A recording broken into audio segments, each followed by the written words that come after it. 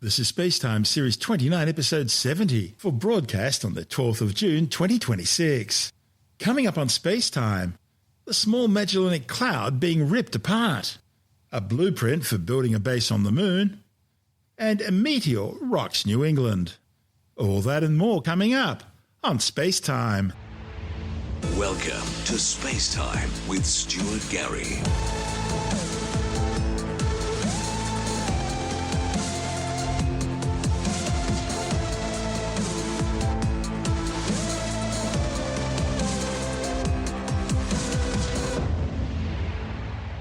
A new study has confirmed that the Small Magellanic Cloud, a satellite galaxy orbiting our own Milky Way galaxy, is being slowly ripped apart. The findings, reported in the journal Astronomy and Astrophysics, show that the dwarf galaxy is being torn apart by the immense gravitational tidal forces being exerted on it by its neighbouring companion galaxy, the Large Magellanic Cloud. Astronomers used more than a decade of observations from the VISTA survey of the Magellanic Clouds to measure the motion of millions of stars across the Small Magellanic Cloud with unprecedented precision. Rather than showing coherent rotation typical of stable galaxies, stars across the Small Magellanic Cloud show large-scale outward motion, indicating the system is dynamically disturbed even in the inner regions. The results reveal large-scale tidal expansion throughout the galaxy, and they challenge the long-standing assumption that the Small Magellanic Cloud behaves like a rotating disk. The study shows that the internal motions of the stars in the Small Magellanic Cloud are dominated not by orderly rotation, but by gravitational disturbances caused by repeated encounters with the Large Magellanic Cloud over billions of years. The Small Magellanic Cloud is one of the Milky Way's closest galactic neighbours, located just 200,000 light-years away. Together with a Large Magellanic Cloud, it forms a pair of interacting satellite galaxies visible from the southern hemisphere. Because of their proximity, the Magellanic Clouds provide astronomers with a unique opportunity to study how galaxies evolve under the influence of gravity. Over time, interactions between the two galaxies have distorted their shapes. That's triggered bursts of star formation and pulled streams of gas and stars into intergalactic space. In fact, there's now a constant flow of gas and stars between the two galaxies, even extending to our own galaxy, showing that the Milky Way is also playing a role. The motions of stars preserve a record of these interactions. By tracking how stars move across the sky, known as proper motion, astronomers can reconstruct the dynamical history of the galaxy. The study's lead author, Maria Rosa Cioni from the Leibniz Institute for Astrophysics in Potsdam, says the new data release extends the observational time baseline for the study to 11 years, enabling much more precise measurements of stellar motions than earlier observations. By combining observations that have now been taken over a base timeline of more than a decade, astronomers have been able to map the internal kinematics of the Small Magellanic Cloud with a threefold improvement in proper motion precision compared to previous measurements. The resulting motion maps reveal that stars across the Small Magellanic Cloud are moving outwards along a southeast to northwest axis, a signature consistent with tidal stretching caused by the gravitational pull of the Large Magellanic Cloud. In fact, the authors found that the stars in the Small Magellanic Cloud are moving outwards at an average speed of about 17 kilometres per second. Now, at this rate, the stars can be displaced by several thousand light-years over a few 100 million years, enough to significantly distort the galaxy's structure. Remarkably, this expansion wasn't visible only in the galaxy's outskirts, but also deep within its central regions. In fact, Cioni and colleagues found no evidence of coherent rotation motion once tidal effects were properly accounted for. Instead, the observed stellar motions are predominantly radial, indicating that the Small Magellanic Cloud is in a strongly disturbed dynamical state. The findings suggest that commonly used rotating disk models oversimplify the true complexity of the galaxy's internal dynamics. According to the study, such models can mistakenly interpret tidal streaming motions as rotation. The study also uncovered a distinct northward stellar motion seen only among the older red giant stars in the galaxy, and this feature may preserve the imprint of an interaction that occurred more than 2 billion years ago. Younger and intermediate-age stars respond differently to the tidal forces, showing stronger and more coherent outward motions. This population-dependent behaviour indicates that the Small Magellanic Cloud stellar populations are retaining memory of the different stages of the galaxy's interaction history. This is SpaceTime. Still to come, a blueprint for building a base on the Moon, And Meteor rocks America's New England. All that and more still to come on SpaceTime.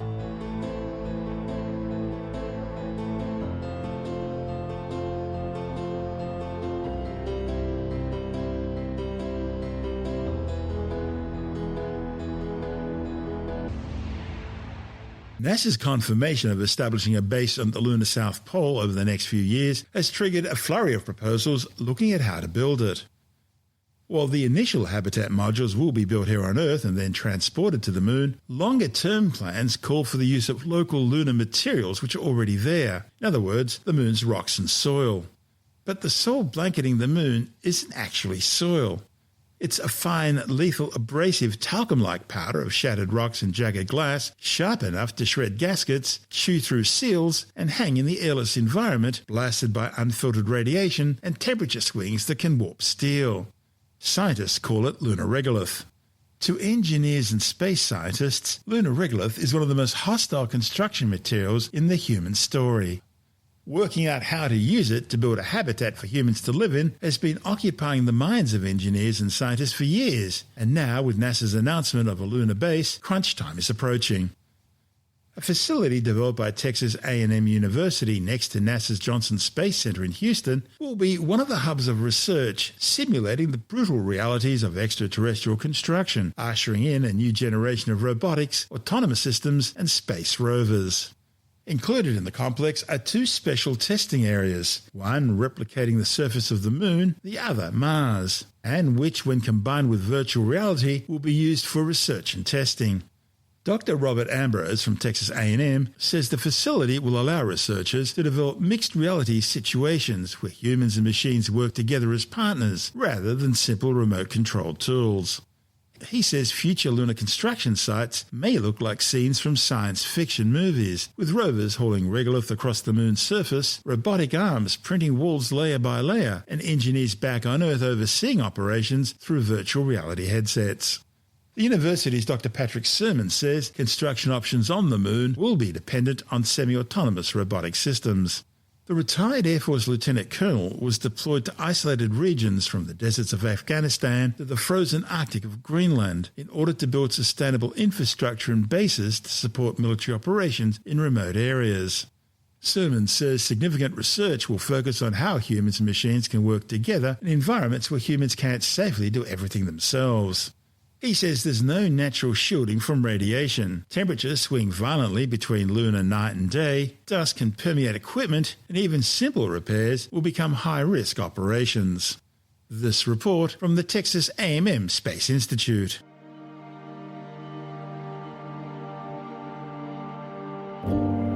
Very, very fine grained as you get close to it. It's almost like a powder. Looks like you're about on the bottom step. I'm going to step off the limb.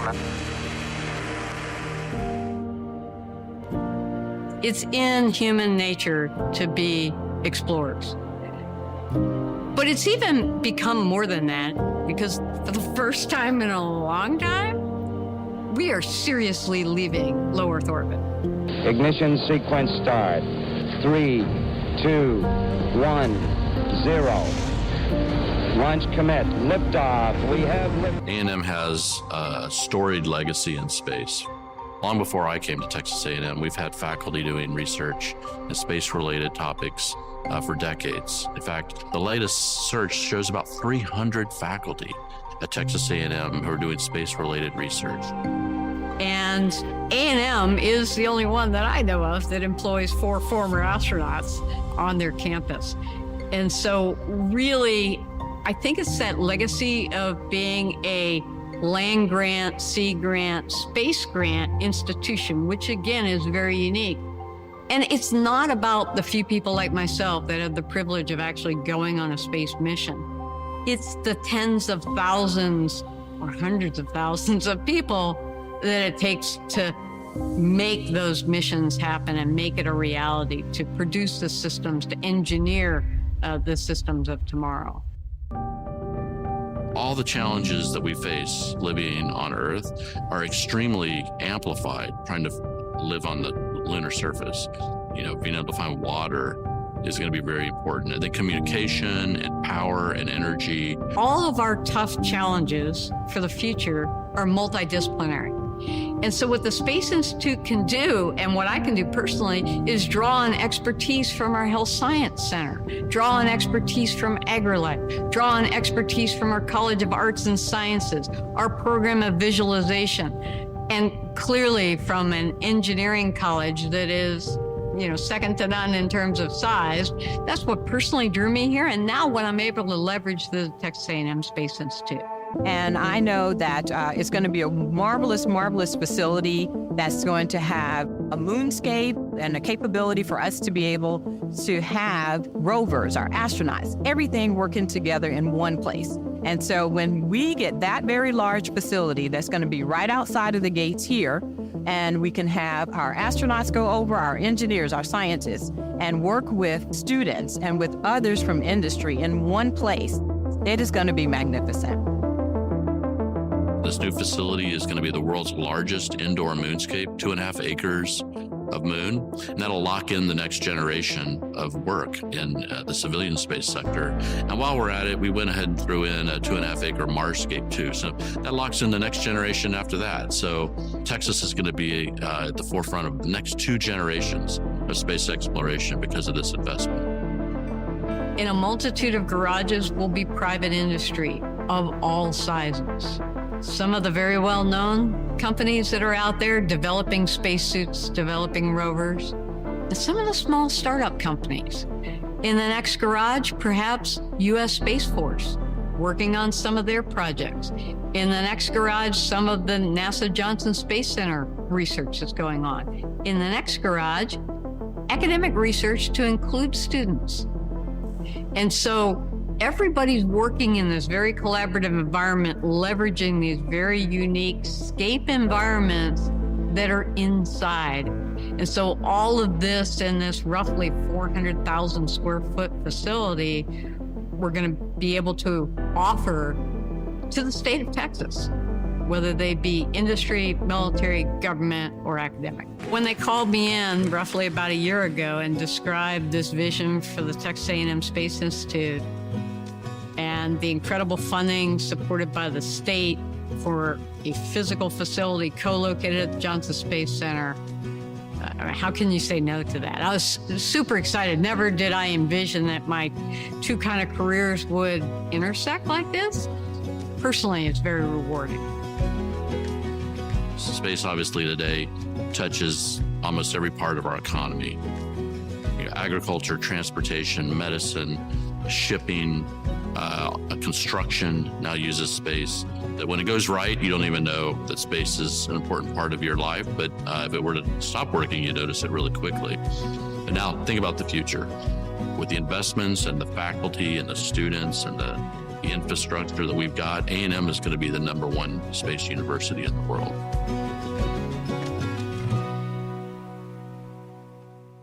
And in that report from Texas A&M, we heard from Space Institute Director Dr. Nancy Curry-Gregg, the Space Institute's lead professor of mechanical engineering, Rob Ambrose, and NASA Johnson Space Center Director, Vanessa Weich.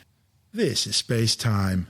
Still to come, a meteor rocks New England, and later in the science report, Iceman Otzi's microbiome still showing signs of activity, even though he's been dead for more than 5,300 years. All that and more still to come on Space Time. This episode of Space Time is brought to you by NordVPN, Spacetime's official VPN service. Let's face it, these days your online privacy is more important than ever. Whether you're streaming science documentaries, reading the latest research, or exploring deep space images, you don't want your data to be tracked or your location exposed. With NordVPN, one click is all it takes to secure your internet connection. It encrypts your data, hides your IP address, and keeps your activity safe from prying eyes, whether you're at home, work, or connected to a public Wi-Fi. And here's where it gets really good. As a Spacetime listener, we have an exclusive offer for you. 74% off a NordVPN plan plus 4 extra months for free. That's right, a huge 74% discount plus 4 bonus months just for being a Spacetime listener. All you need to do is head over to nordvpn.com/StuartGary. That's nordvpn.com/StuartGary. Not only does NordVPN protect your data, but it gives you access to content from right around the world. If you want to watch a science series that's only available in another country, no problem. Just switch your virtual location and unlock it instantly. And of course, the whole thing is risk-free with a 30-day money-back guarantee. So you've got nothing to lose and your online freedom to gain. So protect your digital life, support SpaceTime, and grab our exclusive offer now at nordvpn.com/StuartGary. That's nordvpn.com/StuartGary.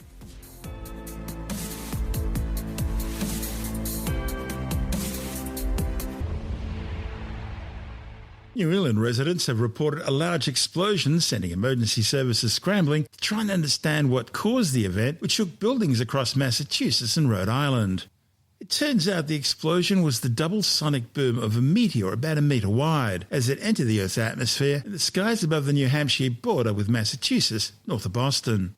The American Meteor Society says it received dozens of reports from Delaware to Montreal from people either hearing the bang, feeling the ground shake, or seeing the fireball which looked like a shooting star in the daytime sky. NASA confirmed the event was a meteor rather than a satellite or space debris. NASA spokesperson Allard Butel says the object was travelling at about 121,000 kilometres per hour and likely fragmented in the atmosphere at a height of about 60 kilometres, with any surviving fragments falling to the North Atlantic Ocean. The agency says the energy released during the blast would have been the equivalent of some 300 tonnes of TNT. This is Space Time.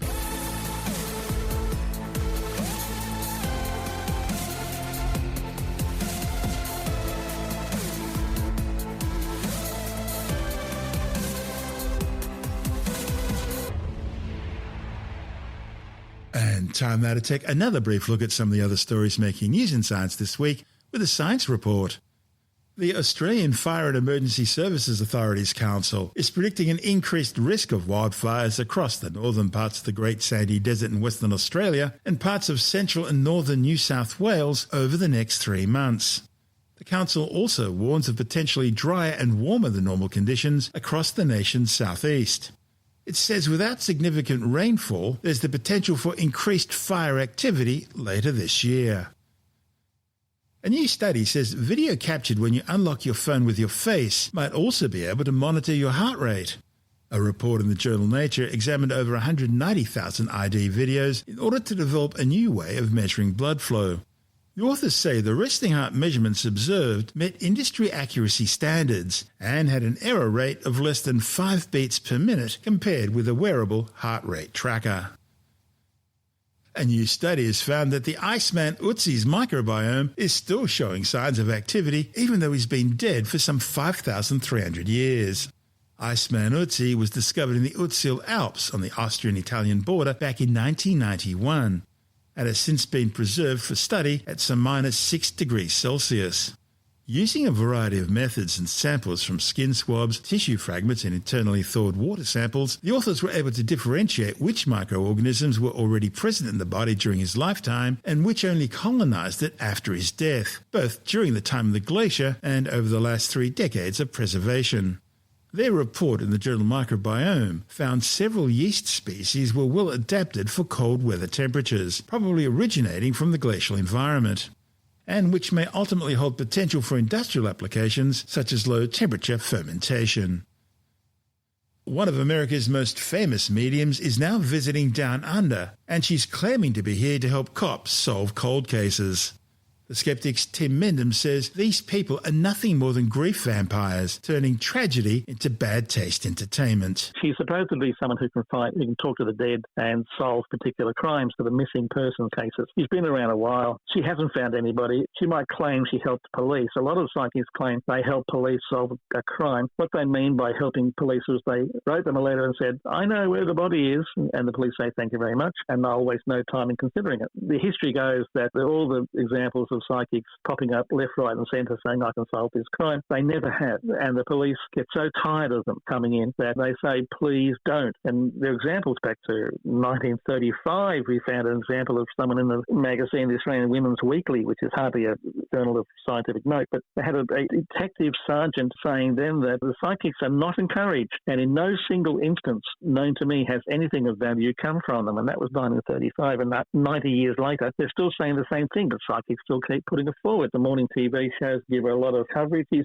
touring Australia and in her cold case tour, and she's supposedly going to solve some big mysteries of disappearing people. Now, this is sad. This is really sad. William Tyrrell. Yeah, William Tyrrell, Beaumont kids, all these sort of things. These are sad cases of little kids disappearing. Obviously, families are totally distraught. And here is someone coming in, making a lot of money, saying, I can solve the case, and then disappearing again. And we've had this before, especially with the Beaumont children and with William Tyrrell psychics popping up saying, I know where the body is, or I know where they've been kidnapped to, and they only end up hurting people. And then they say, I help police. No, you didn't. You actually annoyed the police. The police don't want to hear from you. Stop doing it. You're hurting the families. You're approaching the families and saying, I can give you hope. And that's the only currency grieving families have. And they're basically referred to as grief vampires, people who take advantage of distraught, upset people for money. They pretend that they can sort of make contact with a dead person, or they can find a missing person. We would suggest that on past experience, she won't find anything. She might say she has, and then some poor deluded person will have to go and dig up a building to see if there's someone buried underneath it. Then they'll disappear after soon, and they've made their money and they've gone. And the local TV shows, etc., have given them good coverage because they're just desperate for content anyway, so they'll do anything to promote these people, totally irresponsibly. I seem to remember a great case of one psychic predicting a tsunami would hit Adelaide. For some reason, these things often happen in South Australia. And so everyone had the same beach at Glenelg to wait for the tsunami to come because they wanted to see it. Of course, nothing happened. It was a great day for a picnic. It was, and the Premier of South Australia went down to the Glenelg to say, here we are. Nothing happened. The same thing was predicted for Perth. Same thing's been predicted for Sydney. So, I mean, it's nothing new. And as far as I know, Sydney and Perth and Adelaide have not been destroyed by waves. These people predict disasters. They're not so bad. They're just silly. But it's when people go and leech off grieving people where it stops being fun. And this is where the skeptics go, stop joking about this stuff. These are hurting people. And the TV programs that cover them are hurting people. And they're almost as bad as the claimants, as the psychics. That's the skeptic's Tim Mindham, and this is Space Time.